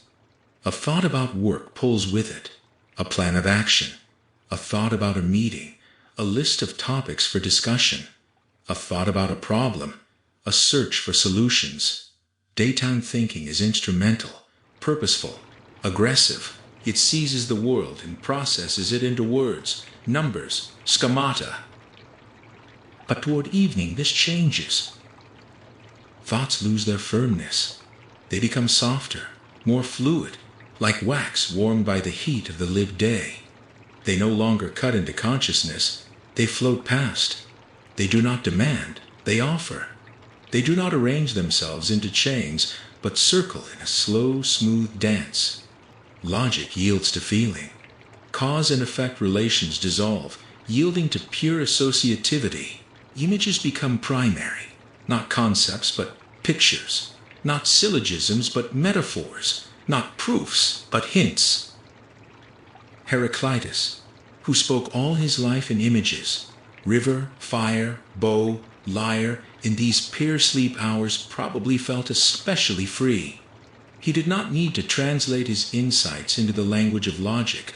He could simply allow images to flow, replace one another, weave themselves into intricate patterns. Fire became water, water became wine, wine became blood, blood became memory. And in this flow there was no chaos. There was its own intimate order. That each of us is embedded in the eternal cycle of day and night. Our bodies speak eloquently. By day, the body is an instrument. We use it to walk, speak, work, gesture. It is subordinated to our purposes, and we rarely attend to it as long as it functions properly. Only pain reminds us that the body has its own needs. But toward evening, the body begins to remind us of itself differently. Not through pain, through heaviness. Eyelids become dense, as if someone is carefully placing warm stones upon them. The muscles of shoulders and back, which have held the vertical position all day, finally receive permission to relax. And this relaxation is felt as a pleasant, deep, almost sweet heaviness. Hands grow heavy. Legs grow heavy. The jaw unclenches of its own accord. Breath slows. Not because we slow it. It finds its own nocturnal rhythm. Deeper, rarer, more even. Like a surf that no longer crashes against rocks, but softly rolls onto sand. Heraclitus, who spent so much time observing fire and water, probably knew how to notice these bodily signals, not to fight them, not to ignore them, not to try to outwit them, simply to notice, as one notices that the wind has shifted, that the sun has set, that shadows have lengthened. Ah, he might have said to himself, "The river is slowing, soon it will enter the sea." And in his noticing there would be neither anxiety nor regret, only attentive, grateful presence. Sleep is not the opposite of wakefulness. This thought seems simple, yet it contradicts all our experience. We are accustomed to thinking of sleep as a lapse, as a temporary death, as a period when we are switched off from real life. We say, "Slept through life, sleepy kingdom, slumbering mind." We oppose sleep and wakefulness as darkness and light, non-being and being, death and life. But Heraclitus sees this otherwise. For him, sleep is another form of the same stream, not a stop, not an interruption, not an absence, simply another current. The river does not disappear when it goes underground. It continues to flow, hidden deep, in darkness where no eye sees it. It seeps through limestone, carves caves, feeds subterranean lakes. It does not become less because it is unseen. Sometimes it becomes greater because other, equally hidden streams join it. And then, in some place where stone yields, where soil becomes softer, where there is passage to the surface, it emerges as a pure cold spring. And this is not a new birth. This is a return. In exactly the same way, sleep is not the disappearance of consciousness. It is consciousness abiding in another mode. Slow, deep, hidden. Consciousness does not switch off. It descends underground. It continues its work, but not the work of day, not information processing, not problem solving, not communication. Another work. At night, consciousness attends to itself. It sorts through the impressions of the day, as a monk tells his beads. It connects today's events with yesterday's, and yesterday's with what happened years ago. It sets order in the storerooms of memory, discards what is unnecessary, moves what is important to a visible place. It heals the micro-traumas inflicted by daytime anxieties, and restores the resources spent during the day. All of this occurs in darkness, without our participation, without our control. And this is not a loss of time. This is the most important work a living being can do. Heraclitus left us no record of his dreams. But knowing his teaching, one may suppose he did not divide dreams into prophetic and empty, into messages from the gods and ravings of a tired brain. He likely regarded dreams as a continuation of the same river, merely flowing in a different channel. By day, we perceive the world through our senses.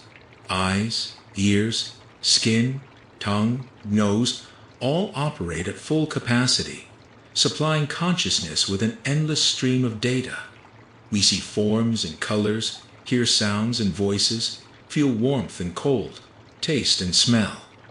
This stream is so dense, so intense, that we scarcely notice it. We simply live within it. At night, the senses withdraw, eyes are closed, ears catch no sounds, skin is covered by blanket. The external world ceases to supply data. But consciousness does not empty. It begins to process what it has accumulated during the day.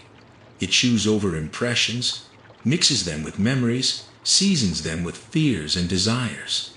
And from this brew, images are born, not those that come from without, but those that rise from the depths. Dreams are not an error, not a glitch, not an interference.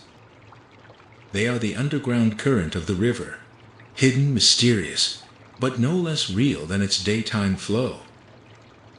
Heraclitus would say that dreams are logos speaking in its native tongue, the language of images, not concepts, the language of hints, not instructions, the language that cannot be translated into daytime speech without loss, but which one can learn to listen to. One who fears their dreams fears the underground current of their own river. One who tries to ignore them walls up the spring's outlet. One who sees in them only chaos does not know how to read. But one who trusts sleep, trusts logos, that very law which governs not only the movement of stars and the changing of seasons, but also the strange, illogical, unpredictable images that come to us in darkness. To trust sleep is to trust logos. This perhaps is the most difficult thought of Heraclitus, not because it is hard to understand, but because it demands of us what we have unlearned to do. To release control. We live in an age of total management. We plan tomorrow, next week, next year. We set goals, measure results, optimize processes. We wish to be masters of our lives, captains of our ships, pilots of our aircraft. And sleep is the daily, humiliating reminder that not all is under our control. You cannot fall asleep by an act of will. You cannot command yourself, now, sleep, and plunge into slumber as through a trap door. The harder you try to control the process of falling asleep, the further it recedes from you. Sleep comes only when you release control, when you cease striving, when you surrender. For one accustomed to controlling everything, this is defeat. For Heraclitus, it is liberation. Because sleep reminds us of what we so diligently forget by day.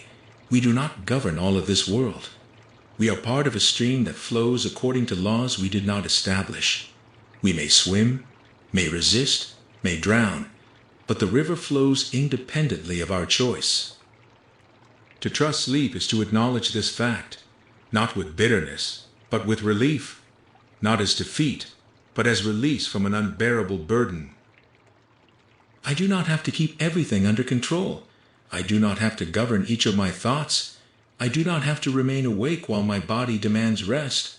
I can release. The river knows the way. And in this releasing, not weakness, but wisdom and strength. What did this releasing look like? Heraclitus probably did not fall asleep as modern people do, with phone in hand, with anxiety about unfinished tasks, with thoughts of tomorrow cycling on endless repeat.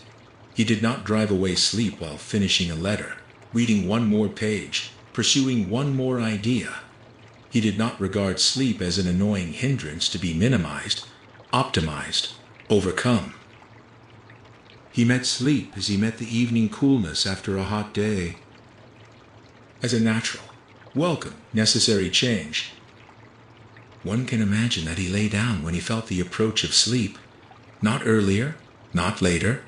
He did not fight fatigue, did not try to push through another hour, did not force his body into an artificial schedule. He listened to his body as he listened to the river, attentively, non-judgmentally ready to follow. He lay on his back or side, it did not matter, closed his eyes, and allowed his breath to slow of its own accord.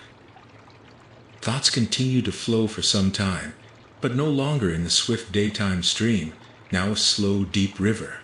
He watched them from the bank, not grasping, not judging, not trying to hold them, simply noting thought, another thought, memory, image.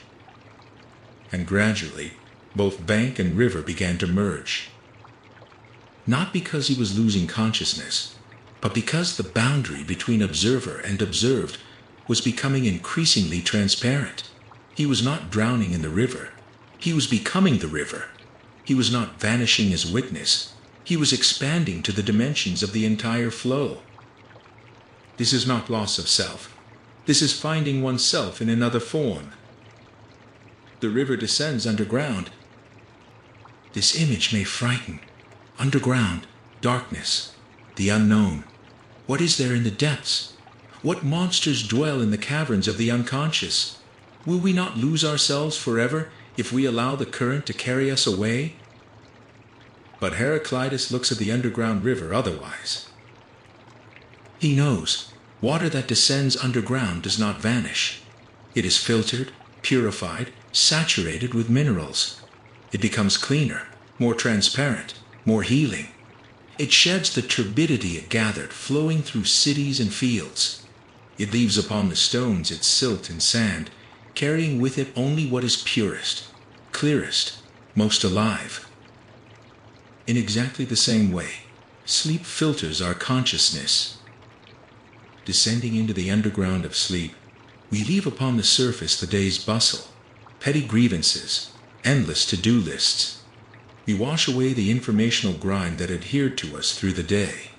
We allow the depths to receive us and process us, slowly, thoroughly, without haste, and in the morning we emerge as a pure spring. Not the same ones who lay down in the evening renewed, washed clean, ready for a new day, new water, new current. This is trust in logos, not knowledge of every detail of the process, but confidence that the process is right, that it will not break, not deceive, not lead into nothingness, that tomorrow morning the river will again appear on the surface where it should be. Children fall asleep easily. They do not think about sleep, do not analyze it, do not resist it.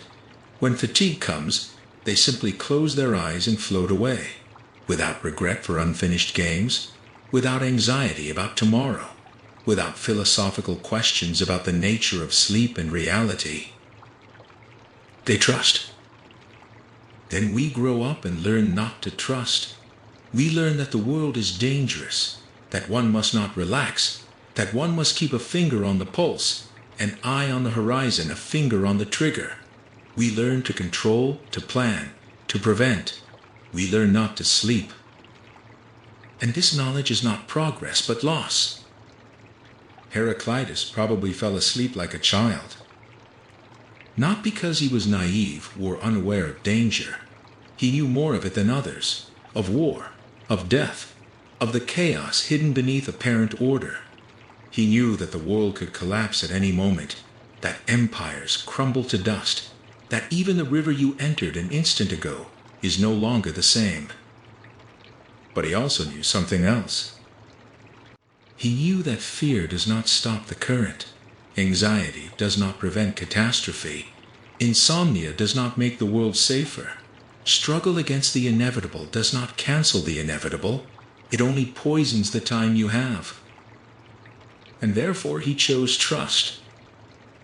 Not blind, not naive, not childlike, conscious, hard-won, tested by 70 years of watching the river. Trust that demands no guarantees, because it understands guarantees do not exist.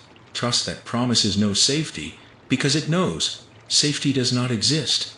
Trust that says, I do not know what will come tomorrow, but today I allow the river to carry me where it carries. The river flows, the fire fades, the lyre string falls silent, but the tension remains. Heraclitus falls asleep. He does not plunge, does not switch off, does not lose consciousness. He transitions from one form of existence to another, from wakefulness to sleep, from observer to observed, from bank to river. This is transformation.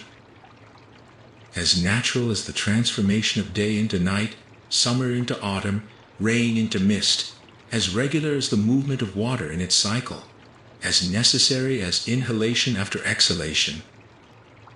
He does not know what he will see in his dreams, does not know where the underground current will carry him, does not know if he will emerge in the morning the same as he was in the evening. But he knows that Logos makes no errors. The law that governs the rotation of stars and the changing of seasons is the same law that now, softly, inexorably, gently, closes his eyes. The same rhythm that slows his breath and draws his thoughts into the depths. The same harmony that transforms the chaos of impressions into ordered, meaningful, integral sleep. We do not know with certainty what Heraclitus thought about sleep. The fragments of his texts are silent on this matter. Not a single aphorism on how to fall asleep correctly, how much sleep one needs, what dreams mean. He was a philosopher of wakefulness, of daytime, clear, intense attention to the world. His teaching is a teaching on how to see, not on how to close one's eyes. But perhaps this is precisely why he knew how to fall asleep so easily. He did not make a problem of sleep, did not transform it into a philosophical question, did not seek in it answers to the great enigmas of being. He simply allowed sleep to come when it needed to come, and to depart when it was time.